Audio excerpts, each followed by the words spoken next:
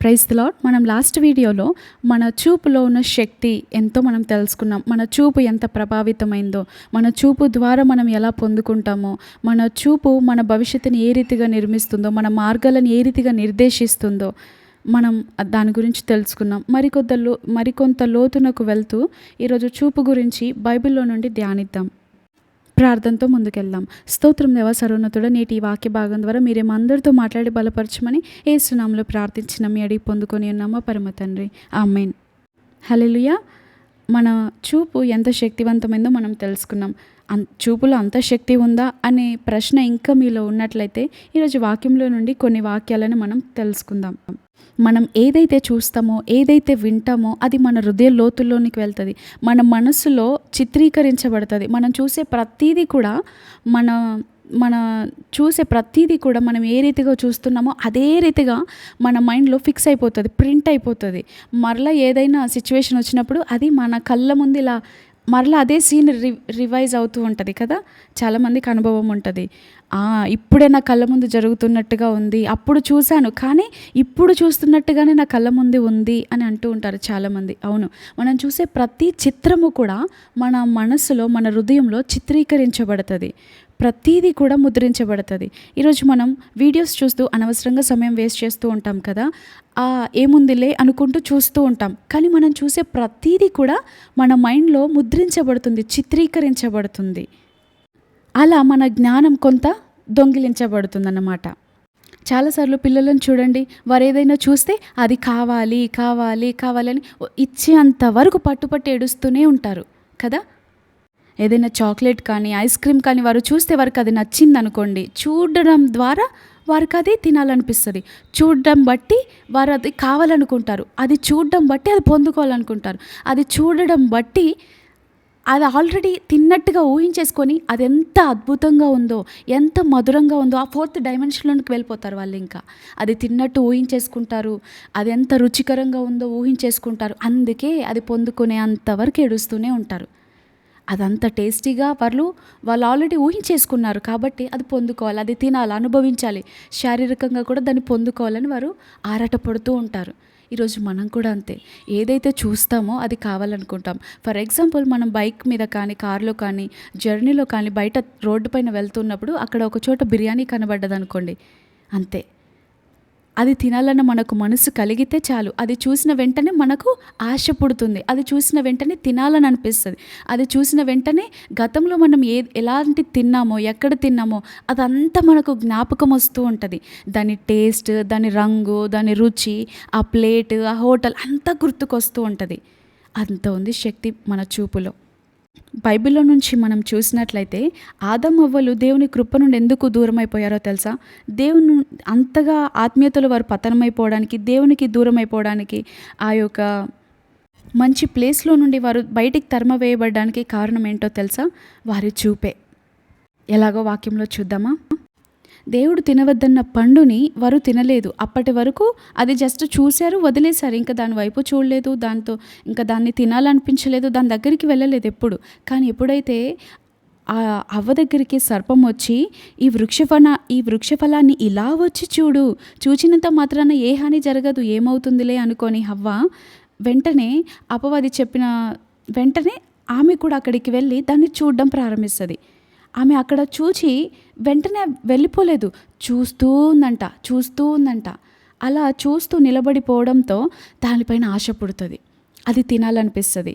దాని రుచి, దాని రంగు చూడండి. వాక్యంలో ఎలా ఉంటుందంటే ఆదికాండం 3వ అధ్యాయం 6వ వచనంలో ఇలా ఉంటుంది: స్త్రీ ఆ వృక్షము ఆహారమునకు మంచిదియు కన్నులకు ఇంపుగా మనోహరంగా ఉండడం చూసినప్పుడు దాని ఫలాన్ని తినాలనుకుంటుంది. చూచిన వెంటనే తినాలనుకుంటుంది, అనుకున్న వెంటనే తీసుకొని తింటుంది. తను తినడం మాత్రమే కాదు, తన భర్తకు కూడా ఇస్తుంది. అలా వాళ్ళు పతనమైపోతారు. అది చూసిన వెంటనే తనకు తినాలన్న మనసు ప్రేరేపిస్తుంది. అప్పటి వరకు అక్కడే తిరుగుతున్నారు, అది రోజు చూస్తూ ఉన్నారు, కానీ ఎప్పుడు తినాలనిపించలేదు. కానీ ఎప్పుడైతే ఆ యొక్క 4th డైమెన్షన్లోనికి చూశారో, అది పరిశీలించి చూసినప్పుడు అది తినాలన్న మనసు పుట్టింది. ఆమెలో ప్రేరేపణ కలిగింది. ఆమె కన్నులకు ఇంపుగా అనిపించింది. ఆమె అప్పటి వరకు రోజు చూస్తుంది కదా, కానీ ఇప్పుడెందుకు ఆ కన్నులకి ఇంపుగా అనిపించింది, రుచికరంగా అనిపించింది, మధురంగా అనిపించింది, మనోహరంగా అనిపించింది? ఎందుకంటే ఆమె సహజమైన నేత్రాలతో చూడలేదు ఇప్పుడు. ఆ ఫోర్త్ డైమెన్షన్‌లోనికి చూసింది. అది తింటే ఎలా ఉంటది? తింటే ఎలాంటి జ్ఞానం వస్తది? తింటే నేను దేవునిలాగా అయిపోతాను అని ఆ డైమెన్షన్‌లోనికి ఆమె ఊహించేసుకుంది. కాబట్టి ఆ ఊహా లోకంలో ఉంది కాబట్టి ఆమెకది మనోహరంగా అనిపించింది. వెంటనే అది తీసుకొని తినడం జరిగింది. మన చూపు మన చిత్రాల్లోనికి నడిపిస్తది. మన ఊహల్లోనికి నడిపిస్తది. మన చూపు మనల్ని ఆకర్షింపబడేటట్లు చేస్తది. చూపు ఎంత శక్తివంతమైనదో మీకు ఇంకా అర్థం కాకపోయినట్లయితే నేను ఇంకో మాట చూపించాలని ఆశపడుతున్నాను. చూచుట అనేది ఎంత ప్రాముఖ్యం కాకపోయినట్లయితే దేవుడు లోతు భార్యకి ఎందుకంత శాపగ్రస్తమైన తీర్పునిచ్చాడు? జస్ట్ ఆమె వెనక్కి తిరిగి చూసింది అంతే కదా. ఆ చూసిన వెంటనే ఎందుకంత ఉప్పు స్తంభంలాగా మారిపోయింది? చూసారా చూపు ఎంత ప్రభావితమైనదో? ఆమె సహజమైన నేత్రాలతో చూడలేదక్కడ. చూడండి, ఆదికాండం 19వ అధ్యాయం 17వ వచనంలో బైబిల్ ఇలా సెలవిస్తుంది. నీ ప్రాణం దక్కించుకొనున్నట్లు పారిపోము, వెనుతిరిగి చూడకుము. అక్కడ అదే అధ్యాయంలో మనం కొంచెం ముందుకొచ్చి 26వ వచనం చదివినట్లయితే లోతు భార్య వెనుకకు చూచి ఉప్పు స్తంభం అయినట్లు మనం చూస్తున్నాం అక్కడ. జస్ట్ ఆమె వెనక్కి తిరిగి చూసిన వెంటనే ఉప్పు స్తంభంగా మార్చబడింది. ఎంత విషాదకరమైన తీర్పు కదా! ఎంత భయంకరమైన శిక్ష అది! అబ్బా! దేవుడు ఎందుకు ఇలాంటి పెద్ద శిక్షను వేశాడు? జస్ట్ తిరిగి చూసింది కదా! దేవుడు ప్రేమామయుడు కదా, కరుణామయుడు కదా, కరుణించొచ్చు కదా, మరో అవకాశం ఇవ్వచ్చు కదా అని మనం అనుకుంటూ ఉంటాం. దేవుడు చాలా అన్యాయంగా తీర్పు తీర్చాడు, ఇంత చిన్నదానికి ఇంత పెద్ద శిక్షణ అని మనం అనుకుంటూ ఉంటాము. కానీ ఆమె చూసింది సహజమైన నేత్రాలతో కాదు. దాన్ని బట్టి దేవుడు తీర్పు తీర్చాడు అక్కడ. మన నేత్రాలతో ఆ స్తంభం వైపు చూస్తే, దేవుడు తీర్చిన తీర్పు వైపు చూస్తే మనకు బాధగా అనిపిస్తూ ఉండవచ్చు. దేవుడు అన్యాయస్తుడిగా మనకు అనిపిస్తూ ఉండవచ్చు. కానీ దేవుడు ఆమె చూసిన జస్ట్ సహజమైన నేత్రాలను బట్టి తీర్పు తీర్చలేదు. కానీ ఆమె చూసిన ఆ ఫోర్త్ డైమెన్షన్లోనికి చూసింది. ఆమె గత జీవితం పైకి ఆమె ఆశలు వెళ్ళాయి. ఆమె గతంలో ఉన్నటువంటి ఊహలను ఆమె ఊహించుకుంటూ ఉంది. ఆమె అందుకు వెనక్కి తిరిగి చూసిన వెంటనే ఆమెలో ఆశ పుడుతుంది, వెనక్కి తిరిగి చూడాలి అని. ఎందుకంటే ఆమె సహజమైన నేత్రాలతో చూడలేదు అక్కడ. అందుకే అలాంటి శిక్షణ ఆమె అనుభవించింది. ఈ చూపులో ఉన్న శక్తి ఎంత ప్రభావితమైనదో మీకు తెలియజేస్తున్న ఈ క్రమంలో ఇదే ఆదికాండంలో 13వ అధ్యాయం 14-15 వచనంలో మరో మాట చూపించాలని నేను ఆశపడుతున్నాను. లోతు అబ్రహామును విడిచిపోయిన తర్వాత యెహోవా ఇలా అంటాడు. దేవుడు ఇలా సెలవిస్తాడు, ఇదిగో నీ కనులెత్తి నీవు ఉన్న చోట నుండి ఉత్తరపు తట్టు, దక్షిణపు తట్టు, తూర్పు తట్టు, పడమర తట్టును చూడుము. ఎందుకంటే నువ్వెంతవరకు చూస్తావో ఆ దేశం అంతటిని నీకు నీ సంతానమునకు సదాకాలము స్వాస్థ్యంగా ఇస్తానని దేవుడు అక్కడ సెలవిస్తూ ఉన్నాడు. అయితే దేవుడు ఇక్కడ, ఓ అబ్రహామా నీవు అడుగు, నువ్వు ఎంతవరకు అడుగుతావో అంతవరకు నేను నీకు ఇస్తాను, నువ్వు అడిగే కానాని దేశాన్ని నీకు ఇస్తాను అని దేవుడు ఇక్కడ చెప్పలేదు. ఏమన్నాడో తెలుసా? ఓ అబ్రహామా నీవు చూడు, నువ్వెంతవరకు చూస్తావో అంతవరకు నీదే. దేవుడు అతనితో తన స్థలంలోనే నిలబడి ఉత్తరంగాను, దక్షిణంగాను, తూర్పు దిక్కుకు, పడమర దిక్కుకు చూడమన్నారు. నిజంగా అబ్రహాముకి అప్పట్లో ఒక హెలికాప్టర్ ఉంటే ఆ హెలికాప్టర్లో ఎక్కి తను ఎంతవరకు చూడగలుగుతాడో అంతవరకు చూసి ఉంటే అబ్రహాము అనేక సమస్యల నుండి తప్పించుకొని ఉండేవాడు అని నేను అనుకుంటూ ఉంటాను. అతనికి దూరదర్శిని కానీ హెలికాప్టర్ కానీ అప్పట్లో లేవు. అతని దృష్టి అతని దర్శనంగా అయిపోయింది. అతని దృష్టి కొంత పరిమితం అయిపోయింది. ఇక్కడ ఎంతవరకు చూశాడో అబ్రహాము అంతవరకు పొందుకున్నాడు. మనం చూడడమే మనం పొందుకోవడం. ఎంతవరకు చూస్తే అంతవరకు పొందుకుంటాం. ఈరోజు మీ జీవితాన్ని మీరు ఏ రీతిగా చూసుకుంటున్నారు? ఎక్కడ చూసుకుంటున్నారు? లోతుల్లో చూసుకుంటున్నారా? కొండల్లో చూసుకుంటున్నారా? మిద్దెల మీద చూసుకుంటున్నారా? పర్వతాల మీద, శిఖరాల మీద చూసుకుంటున్నారా? లేదు నా జీవితం ఇంతే, లేదు నా పరిస్థితి ఇంతే, ఈ అప్పుల్లోనే నా జీవితం, ఈ పేదరికంలోనే నా జీవితం అని మిమ్మల్ని అక్కడే చూసుకుంటున్నారా? అయితే అక్కడే ఉంటారు. అబ్రహాము అతను ఎంతవరకు చూడగలుగుతాడో అంతవరకు చూశాడు. చూసి అక్కడే విడిచిపెట్టలేదు. అతడు తన పడక మీదకి వెళ్ళి పడుకొని నిద్రపోయే సమయంలో మరలా దాన్ని అంతటిని గుర్తు చేసుకుంటున్నాడు. అదే అతని కలగా, అతని దర్శనంగా వస్తూ ఉంటుంది. దీన్ని ఫోర్త్ డైమెన్షన్ అంటారు. అతడు ఫోర్త్ డైమెన్షన్లోనికి ఎంత దూరం అయితే చూశాడో అదంతా తను, తన బిడ్డలు, తన తరతరాలు పొందుకోగలిగారు. చూపులో ఉన్న శక్తిని గురించి మరొక భాగం మీకు చూపించాలని ఆశపడుతున్నాను. ఇదే ఆదికాండం గ్రంథంలో 30వ అధ్యాయంలో అక్కడ యాకోబు చీనారు జంగిసాలు 30వ అధ్యాయం 37వ వచనంలో యాకోబు చీనారు జంగిసాలు అను చెట్ల చువ్వలను తీసుకొని ఆ చువ్వలలో తెల్ల చారలు కనబడునట్లు అక్కడక్కడ వాటి తొక్కలు ఒలచి మందలు నీళ్లు త్రాగ వచ్చినప్పుడు అవి చూలు కట్టుటకు అతడు తాను ఒలిచిన చువ్వలను మందలు త్రాగుటకు వచ్చు కాలువలలోను నీళ్ళ గాళ్ళలోను వాటి ఎదుట పెట్టగా మందలు ఆ చువ్వల ఎదుట చూలు కట్టి చారలైనను పొడలైనను మచ్చలైనను గల పిల్లలను ఈనెను. చూసారా, మనం గర్భవతులుగా ఉన్న స్త్రీలకు చెప్తూ ఉంటాం, ఇటువంటి ఫొటోస్ పెట్టుకోండి, ఇటువంటి పిక్చర్స్ని చూడండి, అలా ఆ బేబీస్ని చూస్తే మీకు కూడా అలాంటి బేబీస్ పుడతారు అని చాలామంది సలహాలు ఇస్తూ ఉంటారు. అది ఎంత వాస్తవమో నాకు తెలియదు, కానీ ఆదికాండంలో యాకోబు చేసింది మాత్రం ఎంత వాస్తవమో దేవుడు బైబిల్ గ్రంథంలో లిఖించాడు.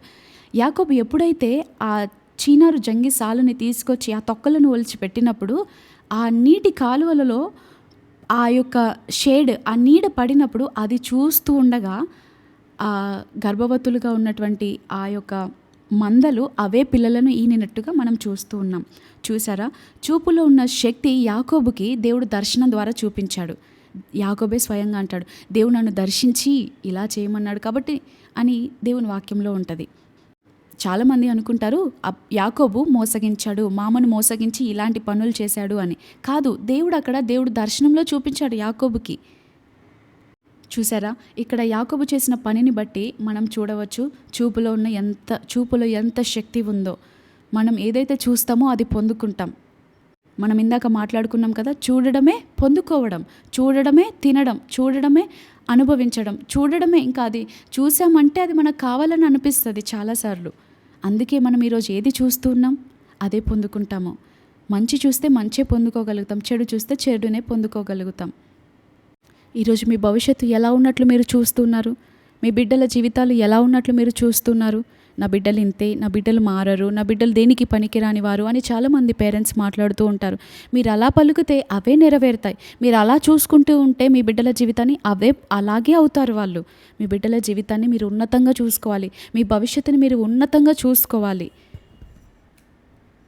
అబ్రహాముకి శారాలకి పిల్లలు లేరు, కానీ అబ్రహాము ఒకరోజు దేవుడు, అబ్రహామా బయటికి రా, నేను నీకు ఒకటి చూపిస్తాను అన్నప్పుడు అబ్రహాం బయటికి వచ్చినప్పుడు దేవుడు ఆకాశంలో ఉన్న నక్షత్రాలన్నింటినీ చూపించినప్పుడు అబ్రహామా వీటన్నింటిని లెక్కపెట్టు అంటే లెక్క పెడుతూ ఉన్నాడు. 1 2 3 4 5 6 అని లెక్క పెడుతున్నాడు. అయితే ఆ అబ్రహాము ఏం చూస్తున్నాడు అంటే 4th డైమెన్షన్లోనికి చూస్తున్నాడు. అక్కడ అబ్రహాము చూసేది నక్షత్రాలని కాదు, ఆ రంగురంగులు గల మిలుకుమంటున్న ఆ మెరుస్తున్నటువంటి ఆ చీకటిలో మెరుస్తున్నటువంటి నక్షత్రాలను కాదు, అబ్రహాము 4th డైమెన్షన్లోనికి చూస్తున్నాడు, తన ఊహాలోకంలోనికి చూస్తున్నాడు. ప్రతి ఒక్క నక్షత్రము నాన్న, డాడీ, తండ్రి, అబ్రహాము తండ్రి అని పిలుస్తున్నట్టుగా చూసుకుంటున్నాడు. ప్రతి ఒక్క నక్షత్రంలో తన బిడ్డ ముఖాన్ని చూసుకుంటున్నాడు, తన తరతరాల ముని మనవళ్ళ ముఖాలను కూడా అక్కడ చూస్తున్నాడు. ఈరోజు నిన్ను నన్ను కూడా అబ్రహాం ముందే చూసేశాడు. అందుకే మనం ఈరోజు ఇక్కడ ఉన్నాం. అలా మన జీవితాలను చూసుకోవాలి, అలా మన బిడ్డల భవిష్యత్తును మనం చూడాలి.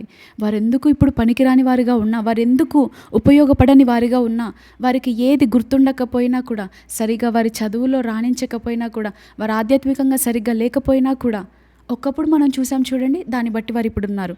ఇప్పుడు మనం ఏ రీతిగా చూస్తే భవిష్యత్తులో వారు ఆ రీతిగా ఉంటారు. మన భవిష్యత్తు అయినా అంతే, మన జీవితమైనా అంతే, మన పరిస్థితులైనా అంతే. మనం ఎలా చూసుకుంటే దాన్ని పొందుకుంటాము. కాబట్టి దేవుడు మన పట్ల ఉన్నతమైన ప్రణాళిక కలిగి ఉన్నాడు. దానివైపు చూడండి. పౌలు అంటాడు, నేను గురి యొద్దకు పరిగెత్తుతున్నాను, నేను దాన్ని చూస్తూ దేవుడిచ్చే ఆ బహుమానం వైపు చూస్తూ పరిగెత్తుతున్నాను అంటున్నాడే తప్ప ఇప్పుడున్న శ్రమలను చూస్తూ పరిగెత్తుతున్నాను, ఇప్పుడున్న నా ప్రతికూల పరిస్థితుల వైపు చూస్తూ పరిగెత్తుతున్నాను అని అనట్లేడు. నాకు దేవుడు ఏ బహుమానం అయితే సిద్ధపరిచి ఉంచాడో ఆ బహుమానాన్ని చూస్తూ నేను గురి యొద్దకు పరిగెత్తుతున్నాను అని అంటున్నాడు. ఈరోజు మనం గురి పెట్టుకోవాలి. ఇదిగో, ఇది నేను ఈ సంవత్సరంలో ఇది సాధించాలి, ఈ నెలలో ఇది సాధించాలి. ఈ యొక్క సంవత్సరపు అంతంలోనికి వచ్చాం. ఇప్పటి వరకు మనం ఏది సాధించామో ఏది సాధించలేదో అదంతా మనం భవిష్యత్తులో ఏది సాధించాలో ఒక గురి పెట్టుకుందాం. గతంలో ఇప్పటి వరకు మీరు ఏది సాధించని వారిగా, చేతకాని వారిగా, అన్నీ కోల్పోయిన వారిగా, నిరుత్సాహంలో, నిరీక్షణ లేని వారిగా ఉన్నారేమో, ఇది మొదలుకొని తిరిగి ప్రారంభించండి. ఒకప్పుడు అనేక మెట్లు ఎత్తుగా ఎక్కి ఇప్పుడు పడిపోయిన స్థితిలో ఉన్నారేమో. అయితే తిరిగి మరొకసారి ప్రారంభించండి. మరొకసారి ఒక గురి పెట్టుకొని ఒక్కొక్క మెట్టు ఎక్కండి. మనం చాలాసార్లు చేసే పొరపాటు ఏంటో తెలుసా? ఎక్కడి నుండైతే పడిపోయామో అక్కడికి ఒకే రోజులో ఎక్కాలనుకుంటాం. ఒకే రాత్రిలో ఎక్కాలనుకుంటాం. అందుకే మనలో నిరుత్సాహం ఏలుబడి చేస్తూ ఉంటుంది. అలా కాదు, ఒక కట్టెల మోపును మీకు ఇచ్చి విరవమంటే అది ఒకేసారిగా మీరు విరవలేకపోతారేమో, కానీ ఒక్కొక్కటిగా విరిస్తే తప్పకుండా విరవగలుగుతారు, తప్పకుండా పొందుకోగలుగుతారు, తప్పకుండా విజయం చూడగలుగుతారు. కాబట్టి ఆధ్యాత్మికంగా ఒకప్పుడు బహుగా ఉన్నతంగా ఉండి ఇప్పుడు పడిపోయారేమో, ఆర్థికంగా ఒకప్పుడు బహు గొప్పగా ఉన్నత స్థితిలో ఉండి ఇప్పుడు పడిపోయిన స్థితిలో ఉన్నారేమో, సమృద్ధిలో నుండి కరువులోనికి పడిపోయారేమో, మంచి స్థితిలో నుండి ఇప్పుడు లోతులోనికి పడిపోయారేమో, లోయలోనికి గుంటలోనికి దిగజారిపోయారేమో. అయితే బాధపడకండి. మీరు ఏ స్థితికి ఎదగాలని ఆశపడుతున్నారో అక్కడ మీ గురిని నిలుపుకోండి. దానివైపు చూడండి. మీ పరుగు పందాన్ని తప్పకుండా కడముట్టించగలుగుతారు.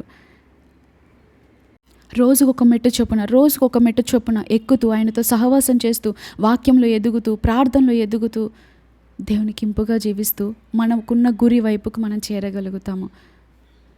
నీవు ఈరోజు బీదవాడవైనా సరే, నీవు ఈరోజు కరువు స్థితిలో ఉన్నా సరే, నువ్వు గొప్పగా చూడడం నేర్చుకో మొదటగా. అప్పుడే దాన్ని నువ్వు పొందుకోగలుగుతావు, అప్పుడే అనుభవించగలుగుతావు. నీవు ఇంకా ఈ దీన స్థితిలోనే, ఈ పేదరికంలోనే చూస్తున్నట్లయితే ఇక్కడే ఆగిపోతావు. ఆయన వైపు చూస్తూ మన గురి యొద్దకు పరిగెత్తుదాం. దేవుని నామాన్ని గణపరుద్దాం. దేవుని సాక్షులుగా ఈ లోకంలో నిలుద్దాం. దేవుని కార్యాలను ఈ లోకమునకు చాటి చెప్దాం. అట్టి కృప భాగ్యం దేవుడు మనకు అనుగ్రహించి నడిపించునుగాక. ఆమేన్. Thank you all. Praise the lord.